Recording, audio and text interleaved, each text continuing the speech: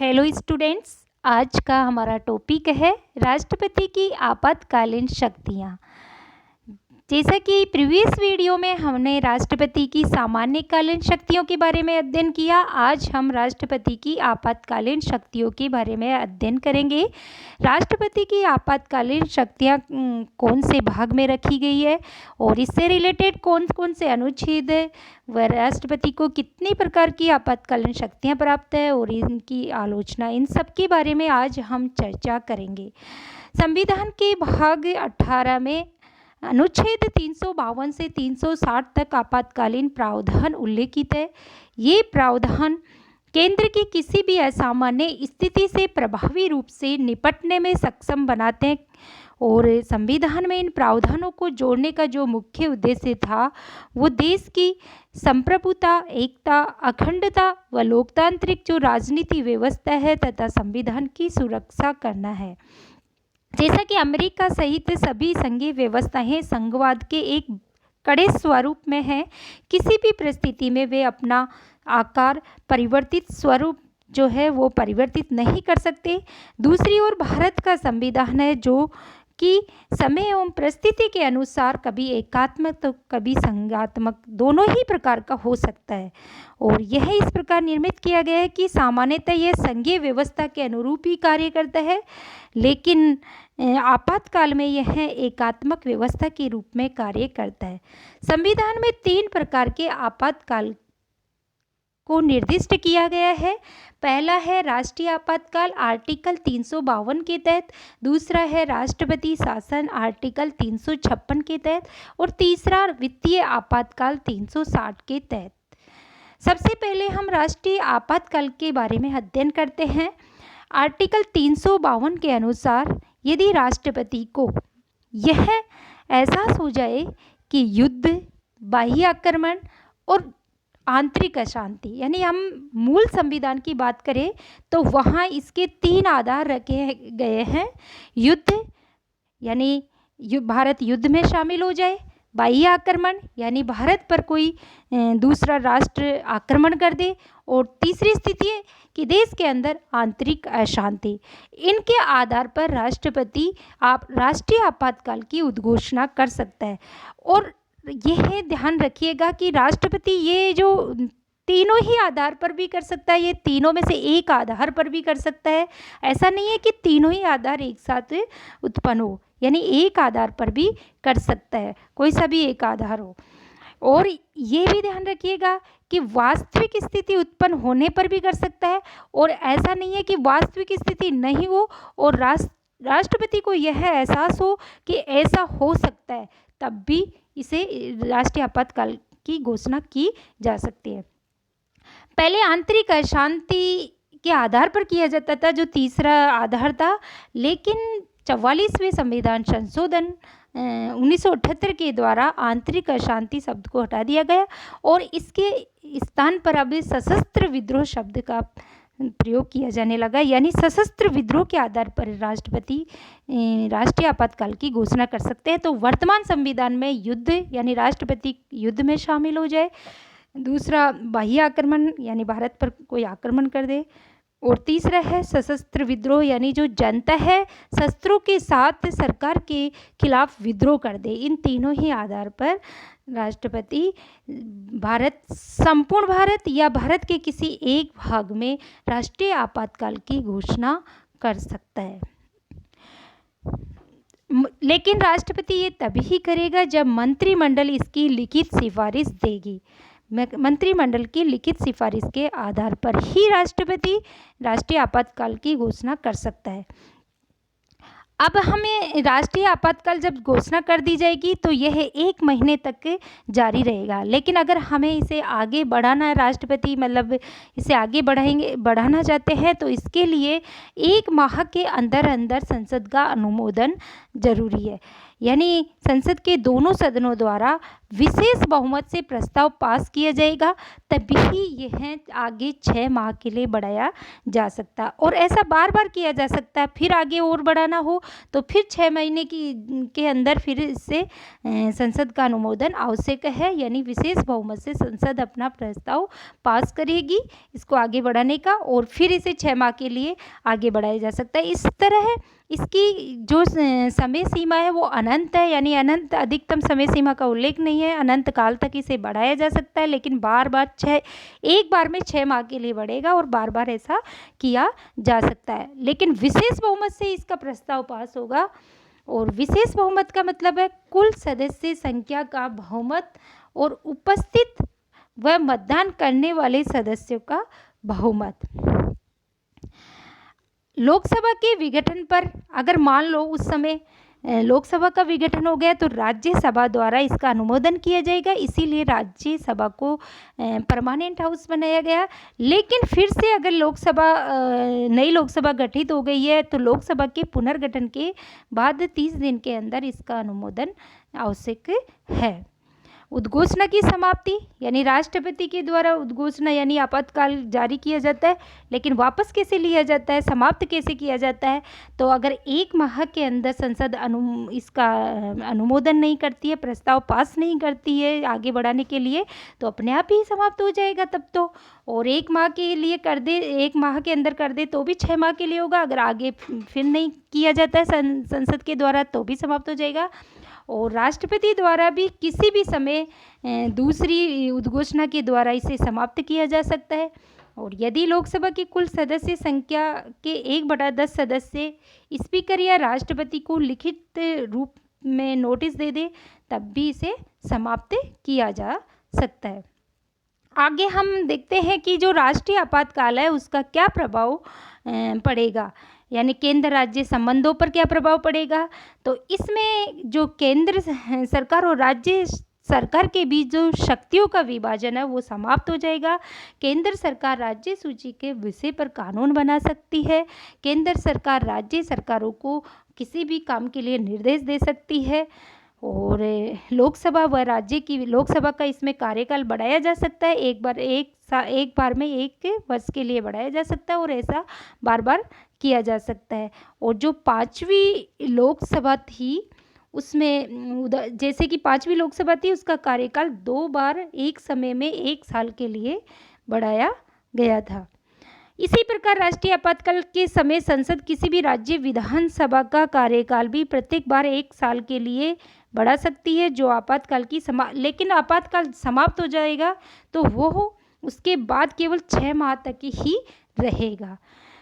तीसरा, मौलिक जो नागरिकों को मौलिक अधिकार प्राप्त है वो मौलिक अधिकार आपातकाल के समय निलंबित हो जाते हैं। आर्टिकल 358 में उल्लेखित है कि जो अनुच्छेद 19 द्वारा दिए गए मूल अधिकार है वो निलंबित हो जाते हैं।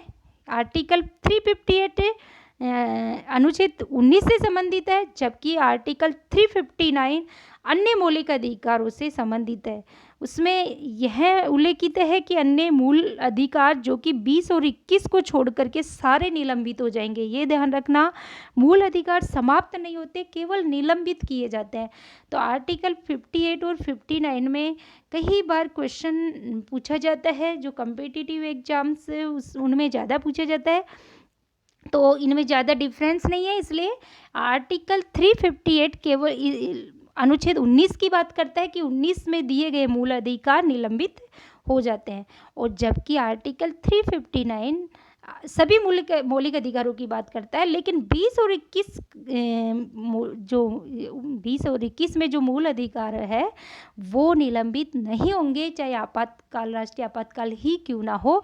20 में तो दोष सिद्धि के संबंध में संरक्षण का अधिकार है, और 21 में प्राण व दैहिक स्वतंत्रता का उल्लेख है। अब तक 3 बार राष्ट्रीय आपातकाल घोषित किया जा चुका है। पहली बार 1962 1962 में जब चीन ने आक्रमण किया था, उस समय भारत के राष्ट्रपति थे डॉक्टर सर्वपल्ली राधाकृष्णन। और दूसरी बार जो राष्ट्रीय आपातकाल घोषित किया वो 1971 में किया है, जब पाक ने आक्रमण किया। उस समय भारत के राष्ट्रपति थे वीवी गिरी। और तीसरी बार आंतरिक अशांति के नाम पर 1975 में किया गया, जो उस समय राष्ट्रपति थे फखरुद्दीन अली अहमद। अब तुम्हारे मन में सवाल उठ रहा होगा कि जो 1965 में भी भारत और पाकिस्तान के बीच युद्ध हुआ था, यानी पाकिस्तान ने भारत पर आक्रमण किया था, तब क्यों नहीं राष्ट्रीय आपातकाल लागू किया गया? वो इसलिए नहीं लागू किया गया क्योंकि 1962 में जो आपातकाल चल रहा था वो उस समय भी चल रहा था।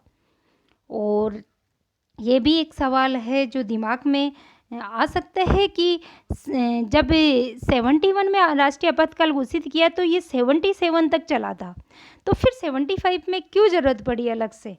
तो वो इसलिए क्योंकि ये आंतरिक अशांति के नाम से था और वो युद्ध बाह्य आक्रमण के कारण।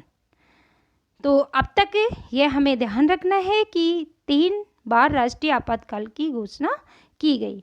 अब राष्ट्रपति की जो दूसरी आपातकालीन शक्ति है वो है राष्ट्रपति शासन, आर्टिकल 356 के तहत। जो राष्ट्रपति शासन लगाया जाता है उसके 2 आधार है।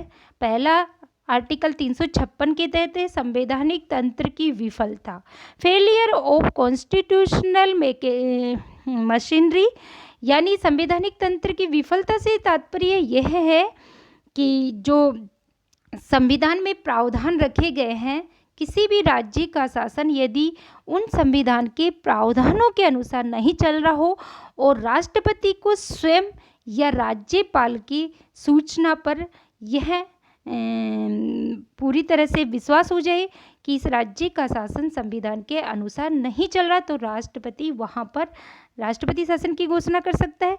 और दूसरा आधार भी है इसका, जो कि ज़्यादातर स्टूडेंट्स इस पर ध्यान नहीं देते, लेकिन 365 में इसका जिक्र किया गया है।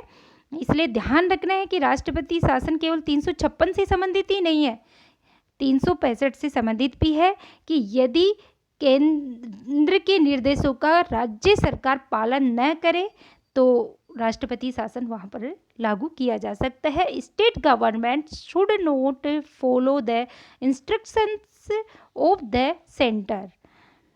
तो राष्ट्रपति शासन के 2 आधार है, आर्टिकल 356 और आर्टिकल 365। ये जो राष्ट्रपति शासन है वो 2 माह तक जारी रह सकता है, लेकिन 2 माह के बाद अगर इसे आगे बढ़ाना है तो संसद का अनुमोदन आवश्यक है। लेकिन जहां राष्ट्रीय आपातकाल 1 माह का रखा था, 1 माह तक जारी बिना संसद के अनुमोदन के 1 माह तक जारी रह सकता है, लेकिन यह 2 माह, इसमें 2 माह का समय दिया है और उस 2 माह के अंदर अंदर संसद के अनुमोदन पर साधारण बहुमत से, इसमें वहाँ विशेष बहुमत से अनुमोदन करेगी, यानी प्रस्ताव पास करेगी। और जबकि इसमें संसद मतलब लोकसभा और राज्यसभा साधारण बहुमत से प्रस्ताव पास करेगी। तब एक साल तक ये राष्ट्रपति शासन लागू किया जा सकता है। लेकिन यह ध्यान रखना, अगर कोई विशेष परिस्थिति पैदा हो गई यानी तब इसे 3 साल, अधिकतम 3 साल तक लागू किया जा सकता है।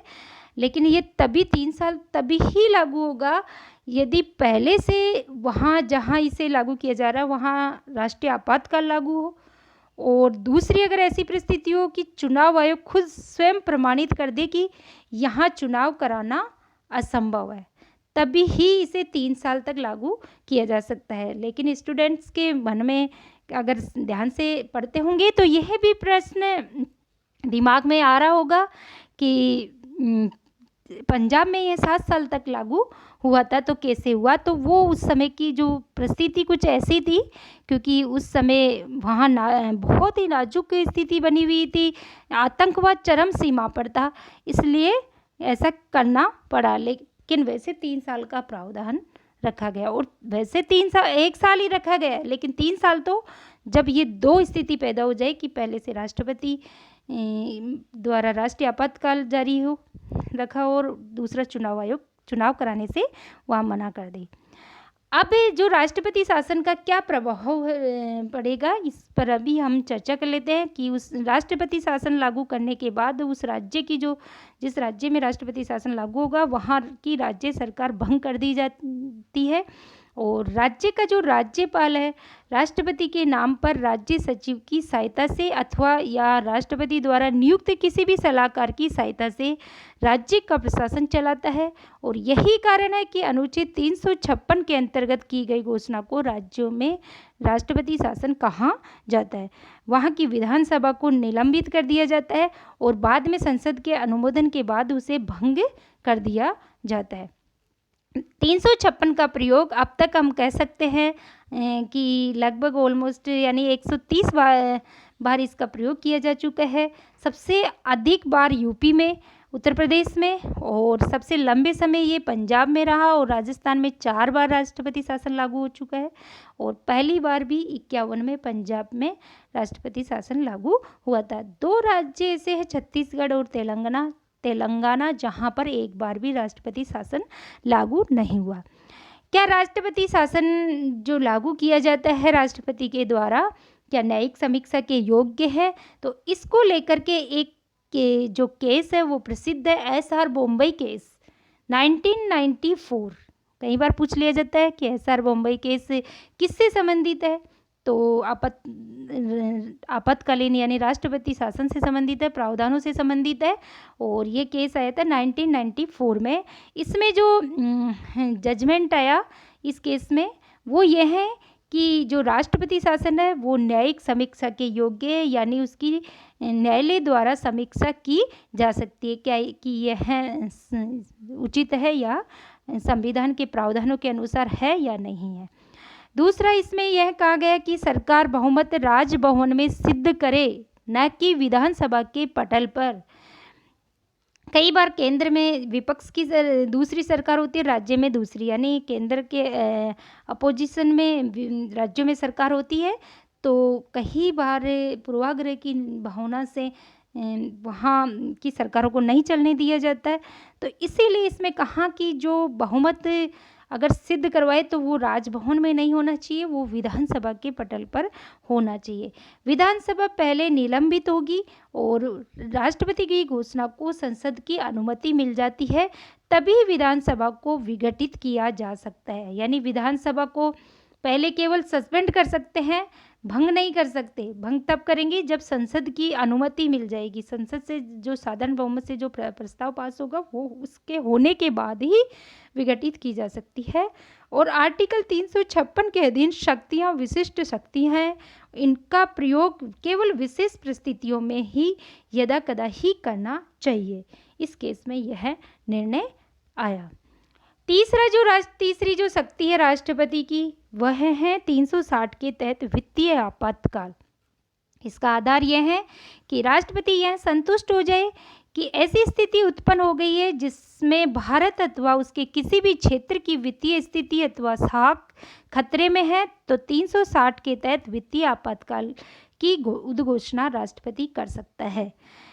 यह भी 2 माह तक जारी रहेगा, लेकिन 2 माह के अंदर जो संसद है उसका अनुमोदन आवश्यक है और साधारण बहुमत से ही अनुमोदन किया जाएगा। साधारण बहुमत का मतलब है कि सदन में जो उपस्थित व मतदान करने वाले सदस्यों का बहुमत है।